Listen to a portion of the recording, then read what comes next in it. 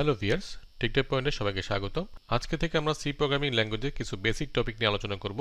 আর আজকে আমাদের টপিক হচ্ছে ক্যারেক্টার সেট এবং টোকেন।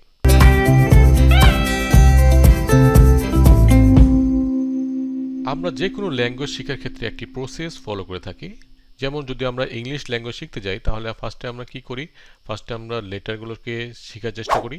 তারপর সেই লেটারগুলো থেকে আস্তে আস্তে আমরা ওয়ার্ড বানানো শিখি এবং ওয়ার্ড দিয়ে আমরা আস্তে আস্তে গ্রামার রুলস ফলো করে সেন্টেন্স ক্রিয়েট করা শিখি।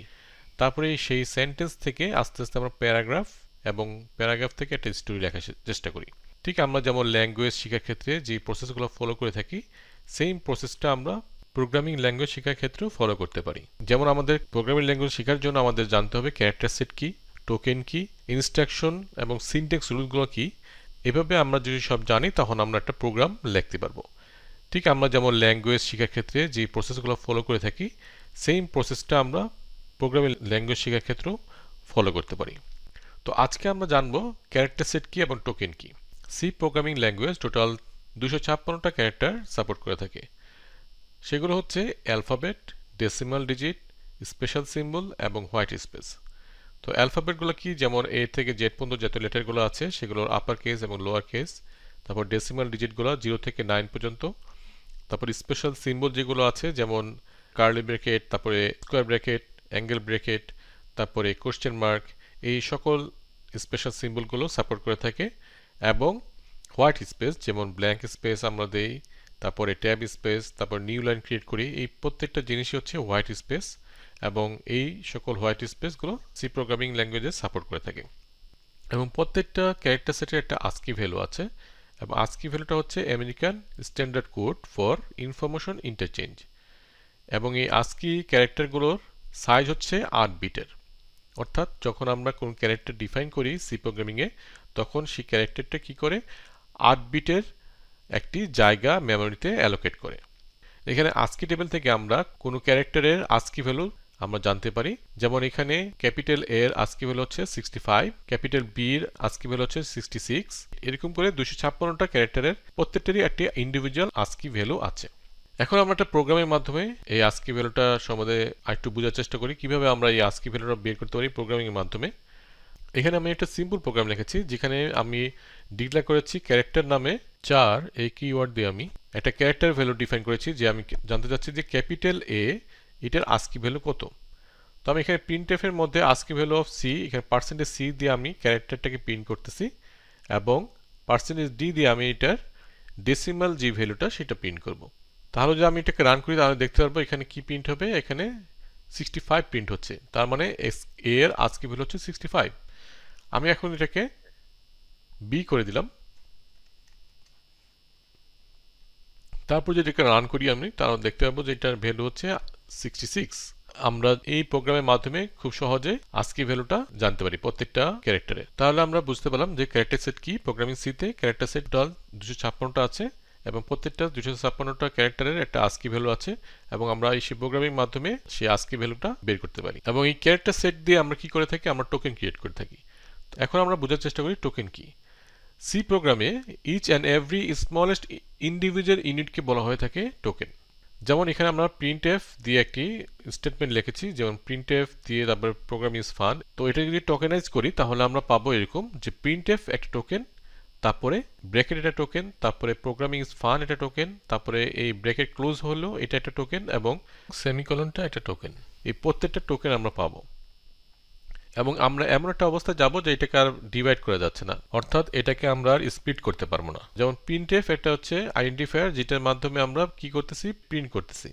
সো এই প্রিন্টএফ একটা স্মলেস্ট ইন্ডিভিজুয়াল ইউনিট, সো এটা এর কারণে এটা একটা টোকেন হয়ে গেল।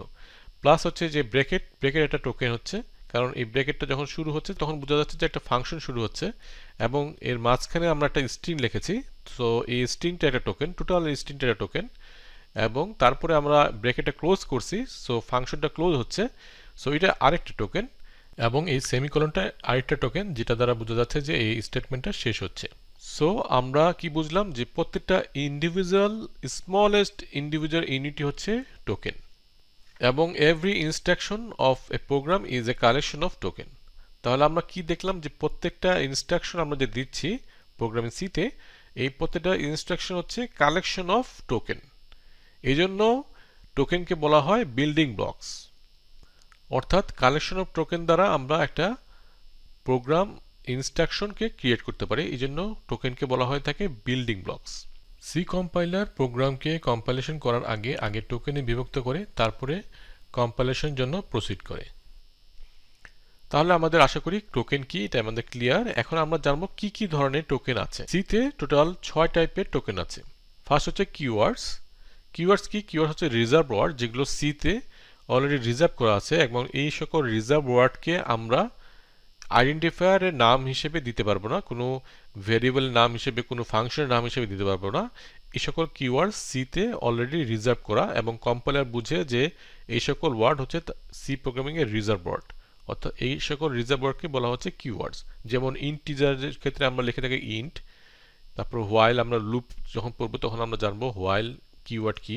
সো এই ধরনের কিছু কিওয়ার্ড আছে যেগুলো ফিক্সড কিওয়ার্ড, যেগুলো আমরা সিতে কোনো ভেরিয়েবলের নাম অথবা ফাংশনের নাম হিসেবে দিতে পারবো না, কোনো আইডেন্টিফায়ার নাম হিসেবে দিতে পারবো না। তারপর হচ্ছে আইডেন্টিফায়ার। আইডেন্টিফায়ার কি? যখন ইউজার ডিফাইন কোনো নাম দেওয়া হয় সেটাকে বলা হয় আইডেন্টিফায়ার।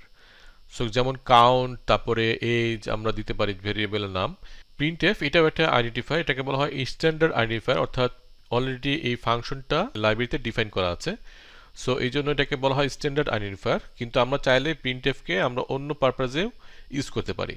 সো এই ধরনের ইউজার ডিফাইন যে সকল নাম আছে, আমরা নাম দিয়ে থাকি, সেসবকে বলা হয়ে থাকে আইডেন্টিফায়ার।